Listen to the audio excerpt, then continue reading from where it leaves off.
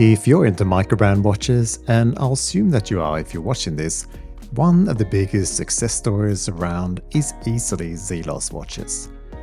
So much has been written and filmed about the success of this amazing brand and the man behind it, Elshan Tang. I've obviously followed the brand for a long time, and it's impressive to see a massive fan base that hangs on every release and then commiserate together when they inevitably miss out on the most popular models that sells out in minutes. Extra impressive to me is the extreme customer service on offer, where it seems like any little issue with any watch, no matter how old, is dealt with seemingly immediately, where Elshan often personally messaged in a Facebook group to have the model sent in and it'll be sorted. This is why we love microbrands. And extra kudos to keep this going despite being a relative juggernaut these days.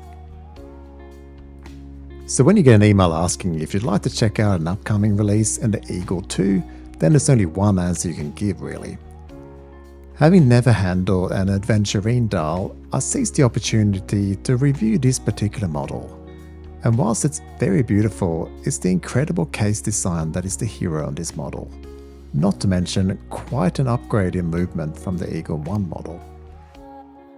I'll point out in advance that I will resist the temptation of saying anything about how the Eagle has landed, so if you're pretty annoyed about something like that coming, you may relax.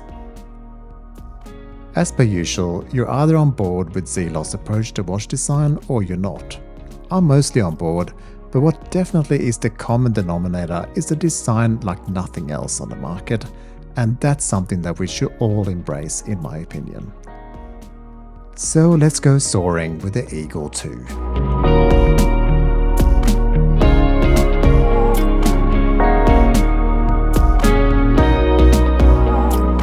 If you're here for the first time and like what you see, I'd really appreciate a like and subscribe so I can keep growing my channel and get more opportunities to review interesting watches. So thank you in advance. Let's get stuck into the dimensions here first of all.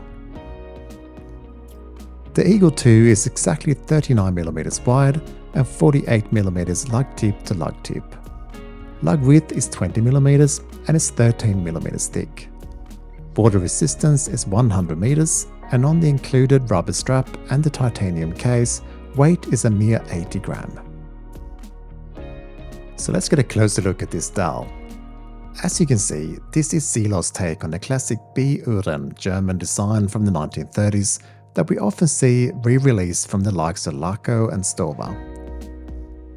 The clear separating inner and outer sections is here between the inner 1 to 12 range and the outer minutes, with a stainless steel ring with an ever so slight pattern. And we get an applied logo under the appropriate Flieger marking at 12. It is a compact design, but it's somehow not too busy, in no small part due to the small typeface size of the inner dial of numbers. Legibility is also not a problem at all thanks to the large polished hands that have plenty of lume and reflect the light well, not to mention the minute hand perfectly touching the minute markers and the hour hand following the inner ring nicely. A light blue tip seconds hand with a delicate and pretty counterweight is a nice touch. On a Flieger watch, I feel it's quite appropriately set against the starry sky of the adventure ring material. That name hails from an Italian word that means by chance, which refers to the lucky discovery of this glass material that through a process of introducing copper to glass resembled the sparkly quartz mineral. It's a lovely effect where every now and then you'll experience a sparkly reflection from light hitting the dial, but much more subtle than you might suspect, unless you're in direct sunlight where it glitters a fair amount. I've never been that keen on buying a watch with this material, but having handled it now and experienced a reasonably discreet and attractive effect, I'd confidently recommend it to you. As I mentioned, the case is incredibly interesting. The fixed bezel holding the protruding sapphire crystal in place, which by the way offers up some impressive AR coating, is naked titanium, which I love.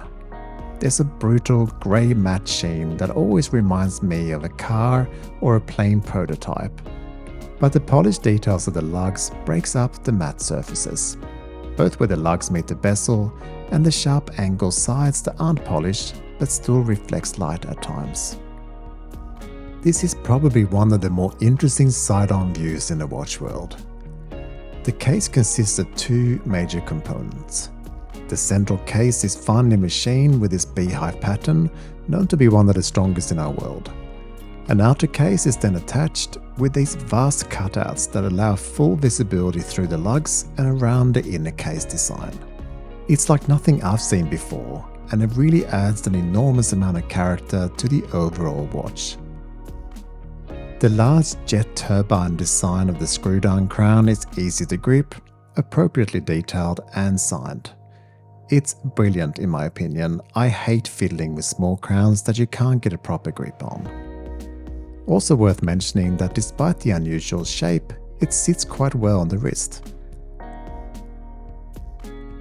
Turning the watch around, we see the good-looking La Joux Perret G100 and in the highest grade of Soigné, all covered by sapphire glass once again. There's a custom turbine engine motif on the tungsten rotor that fits perfectly both the movement and all the many other airplane nods throughout the watch. This level movement is rather impressive at an average of ±7 seconds accuracy per day and a power reserve of 68 hours. Using a movement like this is extra impressive. Just imagine what a fancier Swiss brand would charge for these sorts of movement specs. It would certainly be touted as a major selling point and in the thousands and not hundreds. This model is priced at $849 for this dial and $799 for the more traditional ones. The strap included is FKM rubber with white but with a hint of light purple stitching and a pattern that makes it look a little like leather. The two keepers are signed, as is the titanium buckle, and signed on the inside as well. There's branding everywhere. I think the aim here is to offer a versatile and comfortable strap that is not a million miles off the more traditional Flieger strap material of leather. You might love this, but it's not to my taste. If that's you, the quick release spring bars makes replacing the strap with something from your own collection a breeze. I tried a few options and I've settled on this Artem Blue hybrid strap, which I'm particularly pleased with since the blue matches the dial and the white stitching from the original strap makes sense matching the printed numbers on the dial. What do you think about this combo? Let me know in the comments. So to the Lume, a specialty of Zelos, and it's no different here, with two types of Lume in BG W9 and C3, and plenty of it. So let's check it out.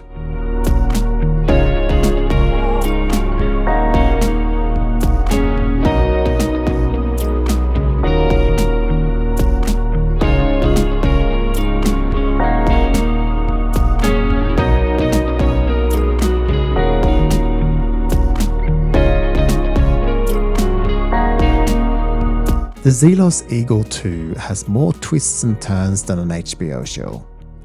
There are so many little small things that reveals itself upon wearing it, and slowly getting to know the many angles, the dial and the hands, and even that brilliant movement. If you're a Zelos fan, you already know that you're getting one, but if you're not, this might be your first one potentially. Whilst it has the usual flair of a Zelos release, it's also reasonably contained with its matte titanium and deep blue dial. It also comes in many other signature options such as meteorite and a polished blue, so you'll have options if you're not sold on this adventuring dial. I can hand on heart say that this is my favorite to date out of the previous two that I've owned, and whilst I'll definitely put it on a different strap, I fully expect it to stay in my watch box and be worn regularly. Again, I love the brutal matte grey of titanium, and this is a huge selling point to me, as is the brilliant movement with its impressive specs. So what about you? Will you be lining up online to try to secure your own? Release is imminent as this review goes live, so I wish you all the very best, and I'll see you next time.